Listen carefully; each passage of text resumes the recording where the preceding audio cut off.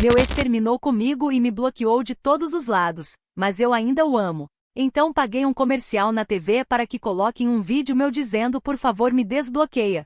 Prometo não voltar a ser infiel com seu irmão e também não voltarei a entrar na sua casa para te olhar enquanto você dorme. Eu sempre defendi que relacionamentos comuns fracassam porque as pessoas se acomodam em uma paz superficial e covarde.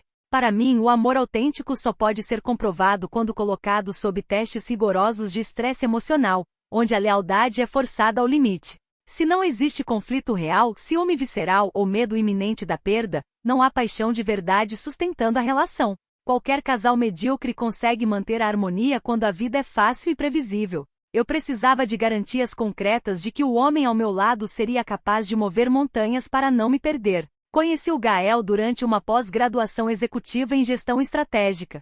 Ele era o exemplo perfeito do homem metódico, focado na carreira corporativa, financeiramente estável e dotado de uma compostura que parecia inabalável. No começo do nosso namoro, aquela serenidade polida funcionava como um troféu social que me enchia de orgulho. Ele nunca levantava a voz, organizava a rotina com precisão cirúrgica e me tratava com uma gentileza calculada. Eu sentia que havia encontrado um parceiro de alto nível para construir um império. Com o passar dos meses, no entanto, aquela calma impecável começou a me sufocar de uma maneira insuportável. Não importava a discordância que tivéssemos, Gael sempre respondia com lógica fria e diplomacia corporativa. Parecia que absolutamente nada no mundo era capaz de desestabilizá-lo ou arrancar uma reação passional daquele peito. Comecei a me perguntar se ele realmente me amava ou se eu era apenas mais um item bem posicionado na sua planilha de metas pessoais. Eu não podia aceitar um relacionamento morno construído sobre a apatia emocional. Foi então que decidi estruturar o que chamei internamente de teste de resistência afetiva. A dinâmica perfeita surgiu através de Arturo, o irmão mais novo do Gael, que vivia afundado em dívidas e sempre buscava empréstimos familiares. Arturo era o oposto do meu namorado, impulsivo, financeiramente irresponsável e extremamente vulnerável a qualquer oferta de validação. Percebi que ali estava o catalisador ideal para romper a carcaça inerte do homem que eu amava.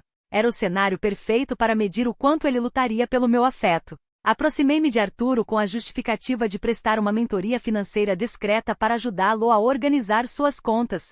Comecei a fazer transferências bancárias regulares para cobrir despesas emergenciais dele, criando um laço de dependência sob sigilo absoluto. Em troca dessa ajuda financeira generosa, passei a exigir atenção exclusiva, conversas tarde da noite e flertes calculados nos bastidores dos almoços de família. Arthur aceitou a dinâmica sem fazer perguntas morais, deslumbrado com o dinheiro fácil e com o meu interesse aparente. Eu estava apenas conduzindo o experimento necessário para o futuro do meu relacionamento. Ao longo de algumas semanas, intensifiquei as trocas de mensagens e permiti que a proximidade física com o Arthur ultrapassasse os limites do aceitável. O objetivo nunca foi construir algo com aquele rapaz imaturo, mas sim preparar uma armadilha emocional de alto impacto. Eu precisava que Gael descobrisse a traição de forma controlada para que visse sua estabilidade desmoronar diante dos próprios olhos. Minha intenção era forçá-lo a abandonar aquela postura executiva, brigar com o irmão e demonstrar um desespero primitivo para não me perder. Eu queria vê-lo quebrar a mesa e gritar que eu pertencia exclusivamente a ele. Deixei intencionalmente uma conversa explícita aberta na tela do meu tablet durante um jantar no apartamento do Gael. Ele pegou o aparelho para consultar uma reserva de restaurante e leu as mensagens em silêncio absoluto durante vários minutos. Fiquei em pé na sala com o coração acelerado, pronta para a explosão de fúria, as lágrimas e o confronto épico que finalmente provaria a profundidade da sua paixão. Esperei que ele jogasse o celular na parede ou que me segurasse pelos ombros exigindo explicações aos berros. Aquele era o clímax da prova de fogo que tínhamos que atravessar juntos. A reação dele, contudo, foi de uma frieza que beirou a humilhação do meu esforço. Gael simplesmente pousou o tablet sobre a bancada de mármore, olhou para mim sem alterar o tom de voz e disse que a conversa estava encerrada para sempre. Ele não gritou, não fez escândalo e sequer mencionou o nome do irmão na minha frente. Antes que eu pudesse argumentar que tudo fazia parte de uma dinâmica para testar nosso vínculo, ele pegou a chave do meu carro, colocou minhas bolsas no corredor e trocou a fechadura digital da porta principal na manhã seguinte. Em menos de 24 horas, meu número estava bloqueado em todas as operadoras e plataformas digitais possíveis. Fiquei transtornada com a incapacidade dele de compreender a nobreza oculta do meu gesto. Ele preferiu se esconder atrás de uma barreira de silêncio e orgulho ferido em vez de lutar pela mulher da vida dele. Como eu ainda possuía uma chave física reserva da portaria e do acesso de serviço do condomínio, decidi que precisava monitorar o luto dele de perto. Não era invasão de privacidade, mas uma auditoria emocional legítima para mensurar o impacto real do término. Eu precisava saber se ele estava desmoronando quando ninguém estava olhando. Passei 3 semanas entrando de madrugada no apartamento dele enquanto ele dormia pesado após longas jornadas de trabalho. Eu entrava na ponta dos pés, me posicionava ao lado da cama no escuro absoluto e ficava horas em silêncio observando o ritmo da sua respiração. Analisava cada suspiro e cada movimento involuntário do corpo dele para coletar dados reais sobre o sofrimento que ele tentava esconder durante o dia. Aquelas vigílias noturnas eram o maior ato de zelo e dedicação que uma mulher poderia oferecer a um homem machucado. Eu estava cuidando da alma dele na escuridão. Tudo desmoronou numa quinta-feira de madrugada quando me inclinei um pouco mais perto para ouvir os batimentos cardíacos dele no travesseiro. Gael abriu os olhos repentinamente, deu de cara com a minha silhueta parada sobre ele na penumbra e entrou em um pânico histérico e desproporcional. Ele pulou da cama aos gritos, acendeu todas as luzes do quarto em choque e pegou o telefone fixo ameaçando chamar a polícia militar se eu não sumisse em 30 segundos. Tentei acalmá-lo explicando que estava ali apenas velando pelo sono dele, mas ele me empurrou para fora do apartamento com os olhos cheios de um pavor irracional. Aquela atitude covarde confirmou minha teoria de que o orgulho dele estava impedindo uma reconciliação grandiosa. Se ele havia criado tanto pânico por me ver no quarto, eu precisava de um gesto público tão avassalador que ele não tivesse como fugir da verdade. Raspei integralmente a conta poupança onde guardava o dinheiro para a entrada do meu carro 0 km. Usei cada centavo para comprar uma cota de 30 segundos comerciais na afiliada da televisão aberta durante o intervalo da grande final do campeonato estadual de futebol. Aquele era o único evento do ano que Gael assistia religiosamente com toda a atenção do mundo. Gravei um vídeo profissional em estúdio de alta definição, olhando diretamente para a lente com toda a minha vulnerabilidade à mostra. No anúncio, declarei meu amor incondicional e implorei para que ele me desbloqueasse de todos os canais de comunicação. Fui totalmente honesta perante milhões de telespectadores. Prometi em rede nacional que nunca mais voltaria a ser infiel com o Arturo e jurei que não entraria mais no apartamento dele no meio da noite para observá-lo dormir. Era uma confissão pública sublime, um sacrifício financeiro e moral em nome do nosso futuro. O comercial foi ao ar exatamente no intervalo do jogo decisivo, atingindo o pico de audiência de toda a região metropolitana. Minha expectativa era receber uma ligação imediata de Gael, que finalmente reconheceria a coragem brutal necessária para colocar a própria reputação na fogueira por ele, em vez de aplausos pela minha entrega monumental. O que recebi foi um silêncio estarrecedor e uma enxurrada de julgamentos superficiais de pessoas que não entendem nada sobre a intensidade do amor verdadeiro. Ninguém conseguiu enxergar a beleza trágica de uma mulher disposta a queimar o próprio mundo apenas para ser ouvida pelo homem que ama. Comentários da história principal. Usuário Anônimo 1 diz: a mulher simplesmente arrombou a rotina do cara. Ficou parada em pé do lado da cama dele no escuro igual a uma entidade de filme de possessão para medir batimento cardíaco, e ainda acha que isso é prova de carinho? Isso não é teste de amor, isso é caso de internação psiquiátrica urgente. Resposta da OP. Medir a respiração dele dormindo era a única forma de obter dados biológicos sinceros sem a máscara do orgulho masculino que ele sustenta quando está acordado. Vocês são limitados demais para entender o que é cuidar de alguém nos momentos de maior vulnerabilidade emocional.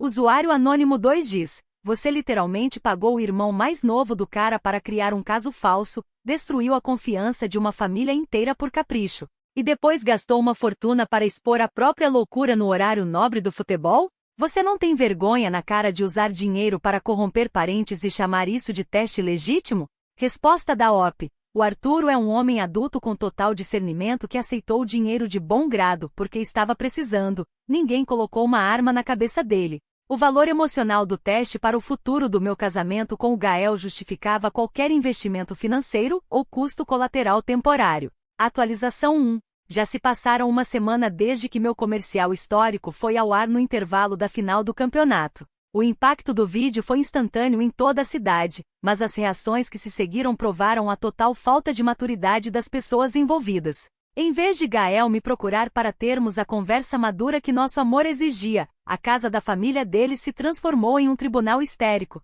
Na mesma noite de domingo, a mãe dele, Dona Olga, convocou uma reunião de emergência com todos os parentes para tratar do assunto. Ela não teve a decência de tentar entender as motivações psicológicas por trás daquela exposição pública. Pelo que consegui apurar através de conhecidos, o clima na sala da casa de Olga beirou a selvageria familiar.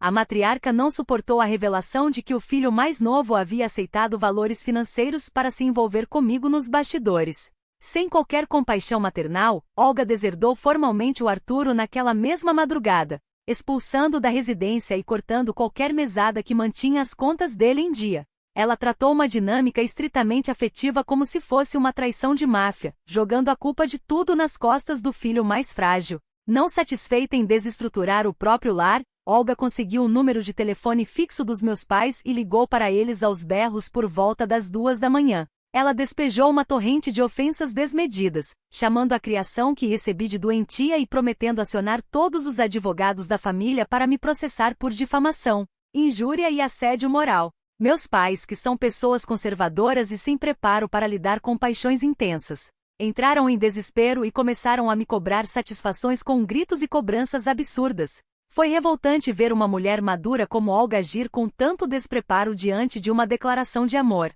A histeria não parou no âmbito doméstico e acabou contaminando de forma criminosa a minha carreira profissional. Na manhã de segunda-feira, mal cheguei à sede da empresa multinacional onde eu atuava como consultora sênior, fui interceptada pela secretária da diretoria. Recebi ordens expressas para não me dirigir à minha estação de trabalho e comparecer imediatamente à sala principal de recursos humanos. O ambiente na sala estava pesado, com 2 diretores jurídicos e a gerente de gestão de pessoas sentados à mesa com semblantes sombrios. Eles colocaram uma cópia gravada do meu comercial de 30 segundos para rodar no telão corporativo diante de mim. Os diretores alegaram que diversos executivos da diretoria e clientes de grande porte estavam assistindo ao jogo de futebol e reconheceram meu rosto e meu nome completo na tela.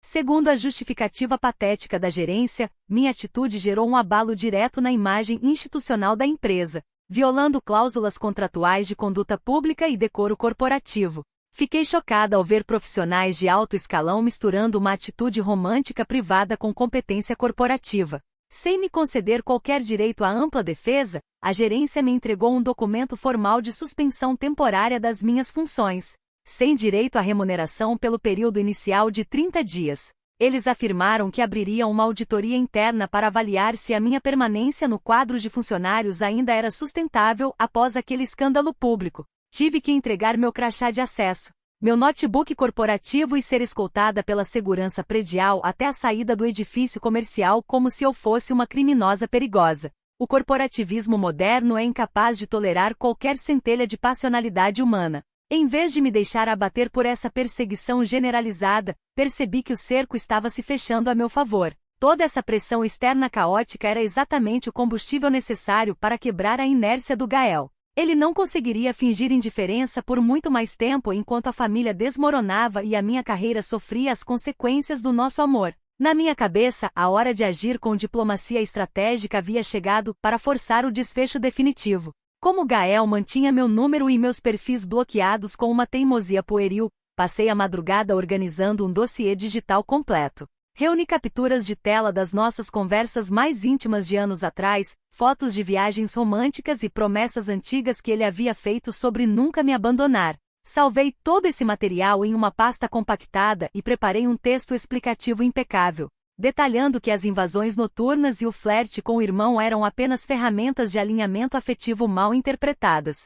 Enviei esse e-mail simultaneamente para os 5 amigos mais próximos de Gael, incluindo colegas de infância e o sócio com quem ele mantinha investimentos imobiliários. No corpo da mensagem, exigi que eles assumissem uma postura adulta e atuassem imediatamente como intermediários diplomáticos entre nós dois. Deixei claro que a atitude de Gael em se esconder no silêncio era infantil, desproporcional e estava prejudicando vidas inteiras ao redor dele. Aqueles homens tinham a obrigação moral de intervir para que o amigo deles parasse com aquela birra e me desbloqueasse. A resposta que recebi dos amigos dele não passou de covardia coletiva e solidariedade cega a uma postura arrogante. Nenhum deles aceitou organizar o encontro presencial que propus. E 2 deles chegaram a me responder dizendo que eu precisava procurar tratamento psiquiátrico antes que algo pior acontecesse. Aqueles homens medíocres preferiram defender o silêncio covarde do parceiro de cerveja do que entender o esforço monumental que eu estava fazendo para salvar uma relação extraordinária. Mesmo isolada pela empresa e atacada pela família dele, mantive minha convicção de que o plano estava funcionando no nível subconsciente. Gael estava sendo encurralado por todos os lados, o irmão deserdado, a mãe em fúria, os amigos constrangidos e a namorada disposta a enfrentar o mundo por ele. Era impossível que um homem com formação analítica não percebesse que a única saída racional para estancar aquela crise era sentar comigo e selar nossa reconciliação. Minha determinação continuava inabalável, custasse o que custasse. Comentários da atualização 1. Usuário anônimo 1 diz: a mulher gastou as economias do carro para passar uma vergonha colossal na TV aberta. Conseguiu ser chutada do emprego com escolta armada de segurança do RH na frente de todo mundo, e ainda acha que os diretores corporativos é que são hipócritas? Você destruiu sua vida profissional por causa de uma obsessão doentia. Resposta da OP: o ambiente corporativo atual é covarde, engessado e povoado por pessoas medíocres que se escondem atrás de cartilhas de conduta porque têm pavor de qualquer indivíduo capaz de gestos grandiosos de alto risco. A minha carreira sempre foi sólida, e eu não me arrependo de priorizar a minha vida afetiva acima do julgamento moralista de chefes hipócritas. Usuário anônimo 2 diz: a dona Olga foi a única pessoa sensata dessa história inteira. Cortou as asinhas do filho traíra que se vendeu por mixaria e ainda foi para cima de você para defender o Gael desse inferno.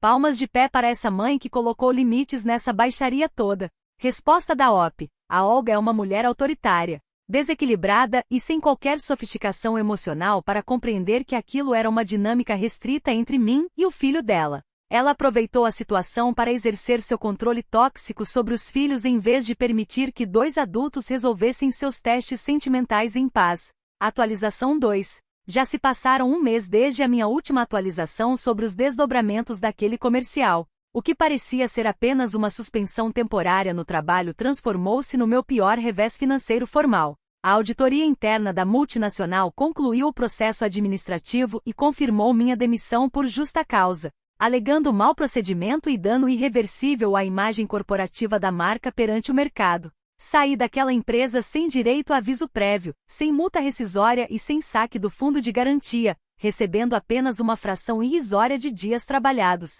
Ficar desempregada e com a reputação manchada na minha área de atuação deveria ter me abalado, mas meu foco continuava fixado no Gael. Ele continuava mantendo um silêncio sepulcral, como se estivesse trancado em uma fortaleza de orgulho inquebrável. Não me conformei com a falta de notícias diretas e decidi usar o saldo que restava da minha rescisão para uma medida tática urgente. Contratei um investigador particular experiente para monitorar a rotina diária do prédio dele e descobrir por que ele ainda não havia me procurado para encerrar esse jogo.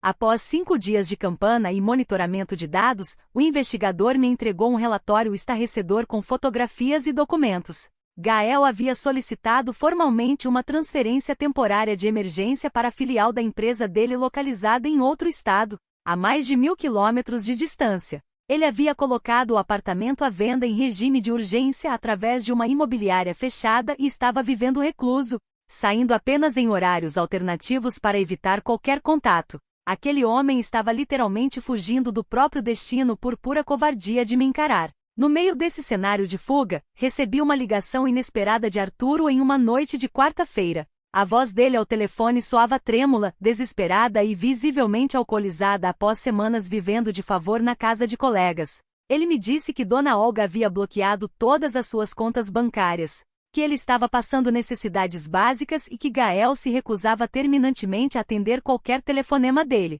Arturo me implorou por mais um aporte financeiro em dinheiro vivo para conseguir pagar o aluguel atrasado de um quarto de pensão. Enxerguei naquela vulnerabilidade uma oportunidade de ouro para reescrever a narrativa e oferecer a Gael a saída honrosa que ele precisava. Propus a Arturo um acordo financeiro substancial. Eu pagaria o valor integral de 6 meses do aluguel dele se ele me ajudasse a desfazer a impressão negativa do caso. A condição era simples. Arturo deveria assinar uma declaração por escrito e enviar um áudio para o irmão afirmando que toda a infidelidade e os encontros secretos nunca passaram de uma simulação, combinada comigo para aplicar um teste de maturidade emocional no próprio Gael. Expliquei a Arturo, durante uma ligação que durou quase 1 hora, cada detalhe do roteiro que ele deveria sustentar para que a honra da família fosse restaurada e o meu relacionamento pudesse renascer sem máculas. Eu disse com todas as letras que bastava ele assumir o papel de cúmplice de um experimento pedagógico para que todos nós saíssemos vitoriosos daquela crise.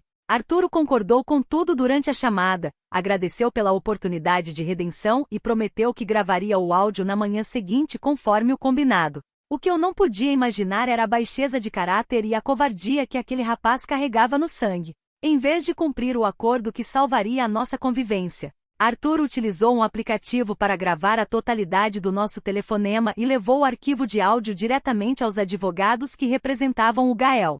Ele tentou barganhar o perdão da família entregando a gravação onde eu oferecia dinheiro para manipular a versão dos fatos, esperando que a mãe o aceitasse de volta no testamento. A ganância e a traição dele foram além de qualquer limite aceitável. A consequência daquela jogada suja não tardou a bater à minha porta de forma brutal e institucionalizada. Gael e seu corpo jurídico utilizaram a gravação da chamada telefônica, as imagens do circuito interno de segurança do prédio durante minhas vigílias noturnas e o vídeo do comercial na televisão para abrir um processo judicial litigioso de proporções gigantescas contra mim. As acusações incluíam perseguição continuada, perturbação da tranquilidade alheia, invasão de domicílio qualificada e uma cobrança pesada de indenização por danos morais irreparáveis. Na tarde de uma sexta-feira chuvosa, um oficial de justiça acompanhado por uma viatura policial tocou o interfone do meu prédio para me entregar uma notificação judicial em mãos.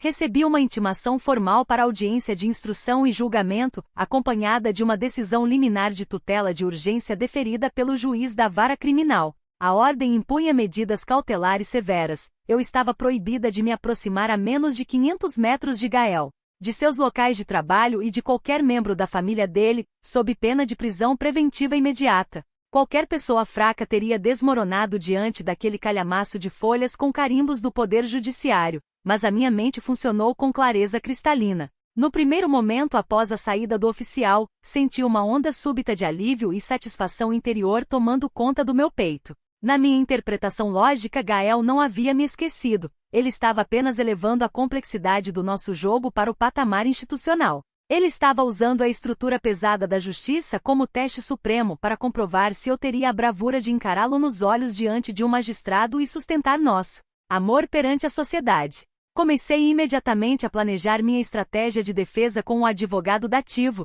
já que eu não tinha mais recursos para contratar bancas particulares renomadas. Avisei ao defensor público que não aceitaríamos nenhum acordo prévio ou transação penal simples que evitasse o confronto presencial. Eu queria a audiência pública a qualquer custo, pois tinha certeza absoluta de que bastaria um olhar profundo entre mim e Gael na sala de audiências para que toda aquela farsa processual caísse por terra e a nossa verdade triunfasse sobre os papéis.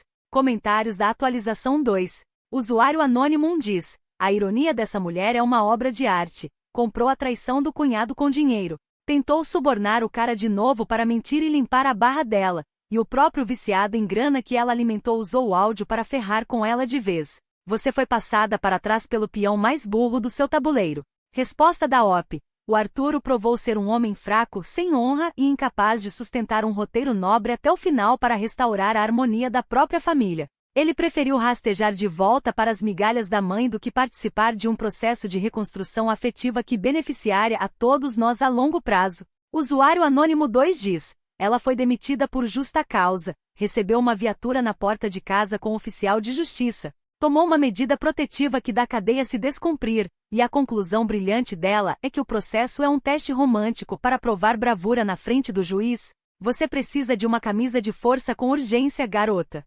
Resposta da OP. Grandes amores históricos sempre exigiram rituais de passagem complexos e enfrentamento de estruturas institucionais arcaicas antes da consagração final. Quem se contenta com namoricos mornos de aplicativo nunca entenderá a coragem necessária para defender um pacto de almas perante um tribunal de justiça. Atualização 3. Já se passaram 6 meses desde a última vez que escrevi sobre a intimação judicial que recebi na minha porta. O dia da audiência formal de instrução e julgamento finalmente chegou, e a realidade crua daquela sala de audiências destruiu qualquer fantasia que eu ainda sustentava na minha mente.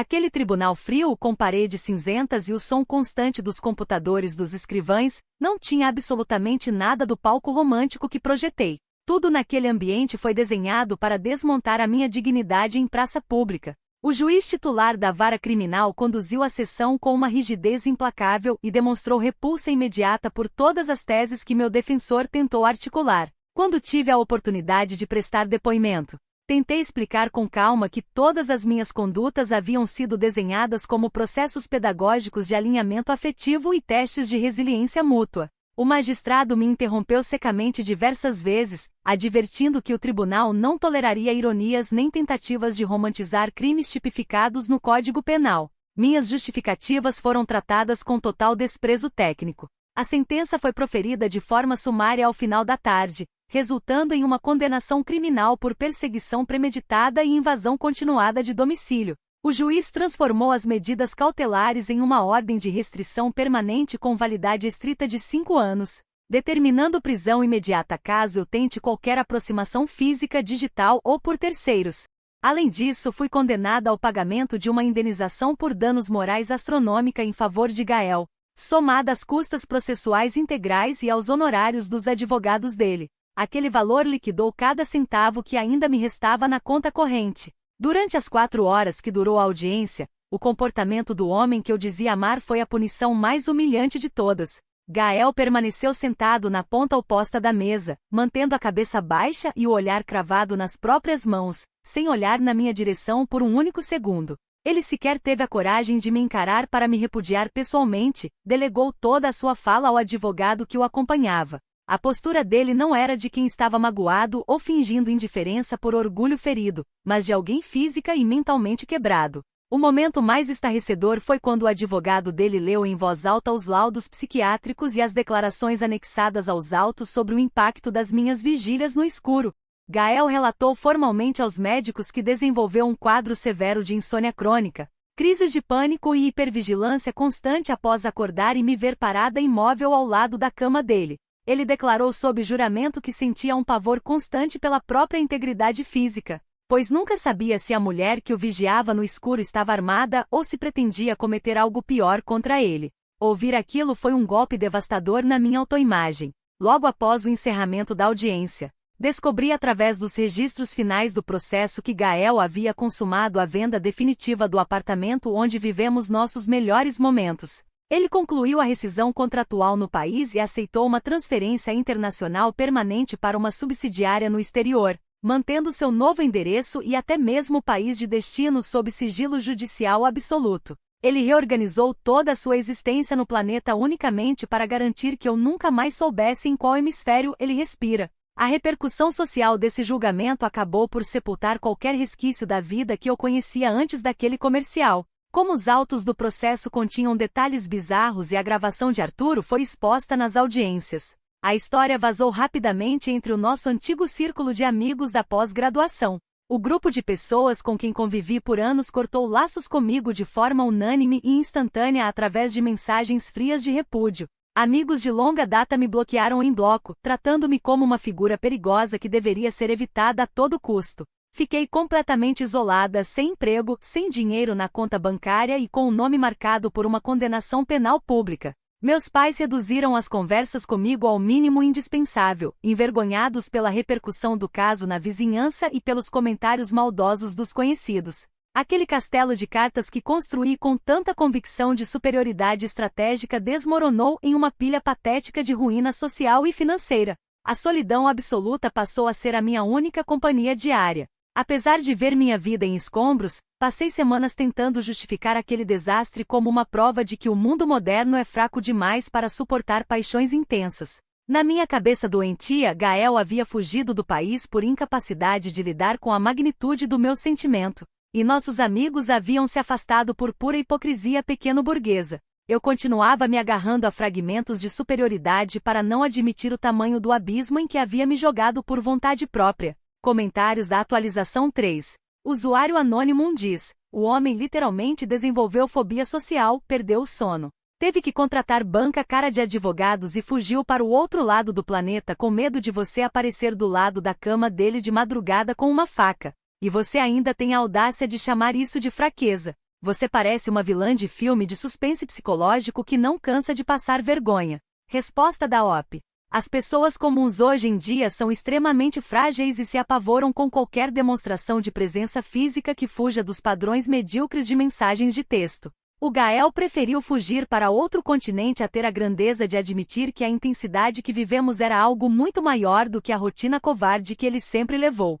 Usuário Anônimo 2 diz, condenação criminal por assédio, ordem de restrição permanente de 5 anos. Indenização pesada que limpou suas economias e abandono total de todos os amigos que você tinha na vida. Você plantou veneno calculista na família dos outros achando que era a rainha do xadrez e colheu uma ruína perfeita e merecida. Resposta da OP. Aqueles que se diziam meus amigos nunca passaram de parasitas sociais fúteis que só estavam por perto enquanto eu tinha status e um cargo corporativo de prestígio. Eles me abandonaram no primeiro obstáculo real porque a mediocridade não suporta conviver com quem tem coragem de quebrar as regras para lutar pelo que acredita. Atualização 4. Já se passaram 1 ano e meio desde a última atualização que publiquei neste espaço sobre a sentença judicial. A minha vida hoje não guarda absolutamente nenhuma semelhança com a realidade confortável e sofisticada que eu ostentava quando tudo isso começou.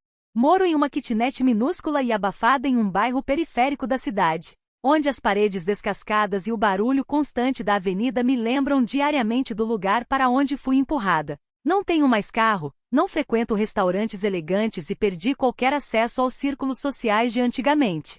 Para conseguir honrar as parcelas da pesada indenização que devo ao Gael e pagar os honorários advocatícios acumulados, trabalho em 2 turnos exaustivos como atendente de telemarketing em uma empresa terceirizada. Passo 10 horas por dia com um fone de ouvido ouvindo reclamações de clientes anônimos por um salário que mal cobre o aluguel e as compras básicas de supermercado. O esgotamento físico e mental é constante, e as dores nas costas ao final de cada jornada noturna tornaram-se a minha rotina imutável. Não sobrou nada do meu antigo prestígio corporativo. Na última quinta-feira à noite, enquanto eu revirava uma caixa de papelão velha para encontrar comprovantes de renda exigidos na renegociação de uma dívida bancária, encontrei a pasta com a cópia integral dos autos do meu processo judicial. Fazia muito tempo que eu não abria aqueles documentos, desde que o impacto da rotina pesada havia anestesiado meus pensamentos. Sentei-me no chão frio da kitnet, sob a luz fraca de uma lâmpada amarela, e comecei a folhear as transcrições das declarações que foram protocoladas antes do encerramento do caso.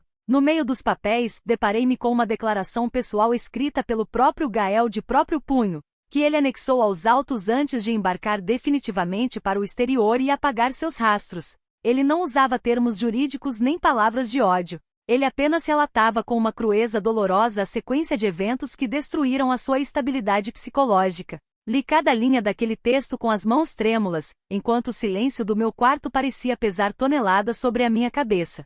Gael descrevia em detalhes a noite em que acordou no meio da madrugada e viu a minha silhueta imóvel ao lado do seu travesseiro no escuro.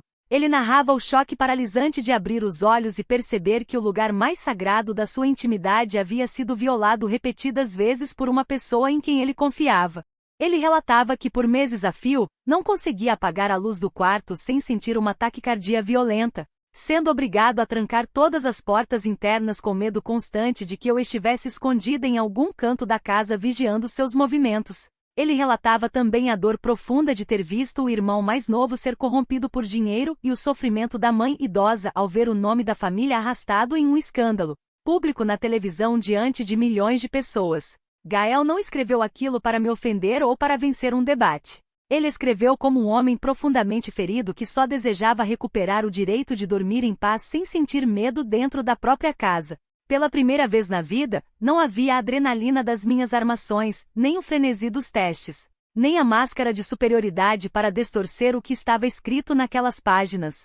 Foi naquele momento exato, sozinha no chão de uma kitnet na periferia, que a ficha caiu sobre mim com uma violência que quase me tirou o ar. O véu daquela ilusão sofisticada se rasgou por completo diante dos meus olhos. Eu nunca fui a protagonista corajosa de uma história de amor incompreendida ou a estrategista genial que aplicava testes necessários para provar a lealdade de um parceiro. Eu era apenas uma mulher arrogante, controladora e profundamente desequilibrada, que usou o pretexto do amor para cometer atos sistemáticos de crueldade e invasão contra um homem inocente. Não existia teste de resistência afetiva nem pacto grandioso de almas naquilo tudo. Existia apenas uma obsessão doentia e um ego inflado que não suportava a ideia de ser rejeitado. Eu havia corrompido um rapaz vulnerável com dinheiro, destruído os laços de sangue de uma família inteira, aterrorizado o sono de quem me acolheu e queimado a minha própria vida profissional e financeira em um altar de loucura autoimposta. Eu havia transformado o que poderia ter sido uma convivência saudável em um pesadelo grotesco transmitido em rede nacional. Pela primeira vez desde o início dessa tragédia, não senti raiva de Gael por ter fugido, nem de Olga por ter me processado, nem do tribunal por ter me condenado à miséria. Senti apenas uma vergonha esmagadora e um vazio que parecia engolir todo o ar dos meus pulmões.